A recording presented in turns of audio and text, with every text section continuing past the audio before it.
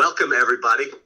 Glad to have you back with us. We're here for a very special edition of the MCTS Experience. This is our second quarantine episode, and we love coming at you live. I am very pleased. First of all, welcome to my partner, Mr. Nash. Hey, everybody. Producer Nick MacGyver-Sikowski is behind the boards from a distance, as we all are, but we're very pleased to welcome a special student from our HVAC program. This is Griffin Hewitt. How are you, Griffin? I'm good. I'm very good. Thank you for having me. We're very pleased to have you. Thank you so much for joining us. Griffin you're a senior this year. You're about to graduate high school, but I don't want to gild the lily too much. I'll let Mr. Nash talk to you more about this. But Griffin, it sounds like you have really taken the education that we're offering in the HVAC class and run with it. You have had a dream senior year. Nash, take it away. Talk to this kid. Let's hear about it. Well, I mean, we're going to let Griffin the target objective for every MCTS student, and Griffin fully embodied and embraced this, is absorb the real nuts and bolts knowledge in your career area of study, and then get out there and immerse yourself in a career internship, co-op experience, etc. during your senior year. The earlier, the better. And Griffin really took the ball and ran with it. And so, Griffin, tell everybody where you work. So right now, I'm working at Redding's Plumbing and Heating in Princeton. It's on Nassau Street. Sure. And you've been there since how long? I've been there since about the middle of January or so. Okay. And then, so we're going to unpack this. So you went through Walker's program, absorbed it, Mr. Walker, pardon me, and absorbed that awesome base knowledge, basic electrical, basic refrigeration theory, etc. And then in the fall of your senior year, you studied for an EPA examination to safely handle refrigerant. And how'd you make out on that industry certification, which you now possess? There was a lot of studying, but I got my universal license the first shot. I got 90s and above on pretty much everything, core, type 1, type 2. I think I got like an 88 on like type 3. Wow. So it's safe to say that you have 3 industries or 4 industry certifications ready to go. And you're now working in the career area of study in which you tend to pursue, which is, a lot, saying a lot more for a lot of the seniors. Mm-hmm. Awesome. All right. So you're senior, you go back in the time machine, say 2-3 years ago, and you're thinking about coming to MCTS. What caused you, when you think back and reflect back, what caused you and to apply and then pick HVAC, just because we want people to listen to understand your steps and maybe overlay it to themselves? Yeah, tell us about your process. How did you find it? So my sophomore year was when I was applying for the next year. My junior year is when I'd be going. I was kind of skeptical about it. It's kind of one of those things that not all the kids do, and it's a little bit different. So I was kind of on the fence about taking it, but I took it, and then instantly I fell in love with it. I loved the hands-on. There's a great shop for the HVAC program.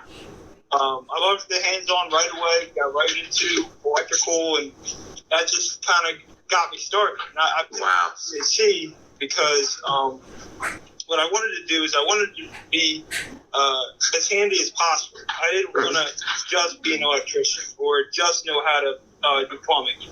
I wanted to know how to do as much as I could to be as handy as I could. HVAC's got components of all those things, right? You're doing loaded soldering, there's plumbing, there's electricity. That's fantastic. Which counselor, did somebody steer you towards us, a guidance counselor or somebody back at Steiner? Yeah, my counselor, Miss Wilmot, she suggested it because I did tell her that I didn't want to accumulate a lot of college debt, and I wanted to have a nice job coming out of high school in order to make some decent money coming right out of high school, for I wouldn't have to take out student loans. I could pay up my college up front. That's pretty smart. That's pretty smart, Griffin. That's absolutely incredible. a lot of students wishing they had followed the path that you're on right now. Tell us briefly about your plans after graduation. And speaking of everything else, college and debt and all those other things. So after graduation, I plan on staying in the trade throughout my whole college career. I plan on pursuing a mechanical engineering degree for HVAC, and I think being in the trades definitely puts a special thing on my resume that maybe makes me stand out a little bit, that I actually have been in the trades and I'm not just coming into the engineering blindly without any experience. Yeah, that's brilliant. You're going to be far ahead of a lot of your cohort when you get in there, and you're gonna be working the whole time you're in school. You've already got a really, really nice base job. That's very impressive, Griffin. While a lot of students are going to be sleeping late or doing whatever else, you're out there making money right now. And so no, I love what you just said there, Nick, and pardon me for jumping in, but I wanted to let everybody know, Griffin, what project are you working on right now at Reddings? Because this is kind of what we wanted to unfold. I mean, there's so many good things. When you and I were talking leading up to this podcast, I was like, wow, you're just a person that's embodying all these things. Tell everybody what project you're working on right now. So right now, I'm working on a mansion in Princeton, 107 Library Place. It's oh my gosh. It's an old mansion, but it's getting gutted and remodeled. Pretty much everything's getting torn out and then put back in with something new and updated. It's a lot of work, but it's awesome. I'm working with a journeyman, Ryan, and he's great. He's taught me a lot of things, and he's a great guy. He's actually given me some tools to help me out, which I thank him profusely. And yeah, it's a lot of stuff I didn't know coming in that I know now, just working around those guys over at Reddings. Nice.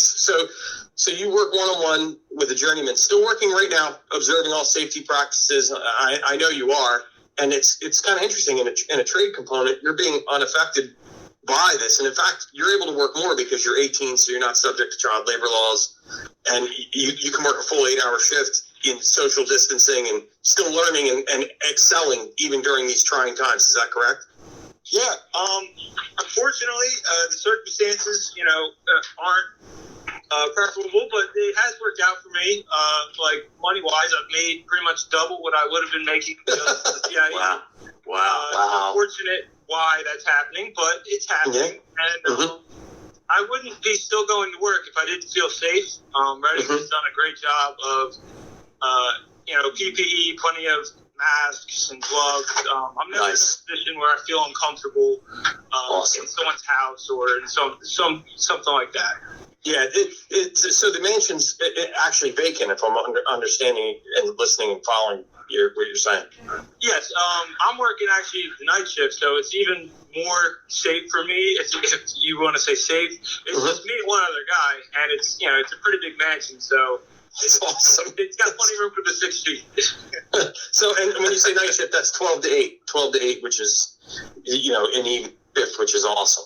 So, wow. So most kids are staring at a computer screen, and good for them because they're going down the academic rabbit hole, and you are too. But you're actually out immersed in a career area of study, learning and building on how much of what Walker taught you do you draw from? Not like every day, but it couldn't have all happened if you didn't start at that HVAC program, I'm assuming.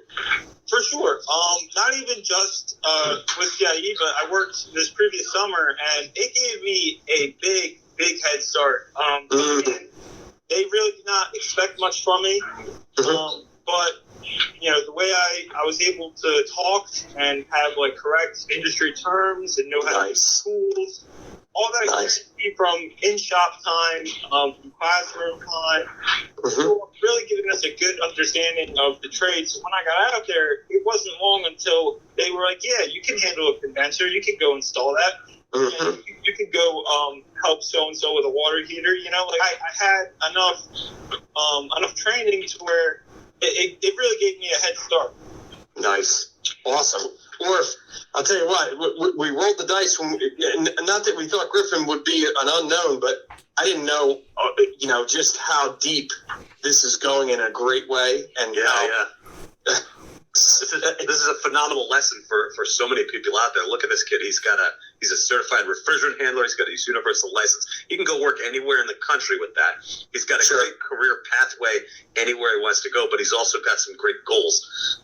Mechanical engineering, going to night school, and he's going to eat up a lot of that debt because he's putting it away, making money right now. Well, he's becoming valuable to dovetail and come alongside. And Griffin, you already figured it out. You're becoming a resource and a value to the employer, in addition to strengthening yourself. And so many people don't start to tread into that pool of knowledge until they're 21, 23. And here you are at age 17, 18. You started when you're 17. You worked for a previous company last summer, Indoor Air Technology in Robbinsville. And then you moved to Redding's Plumbing and Heating, which is a marquee mechanical contractor in Princeton. Heavy hitter work, big name. It's incredible. It's incredible. So, well, hey, I'm excited to see how it all unfolds. I can't wait till we get back to some normalcy like we all do. And I know, Griffin, it's almost like he's transcended and found a silver lining. I mean, kids working 8 hours a day and what he's loving doing. I mean, if anything, it's kind of giving me a glimpse of what it would have been after graduation. I'm sort of going to school at night, if you want to say that, with Google Classroom and everything, and working during the day.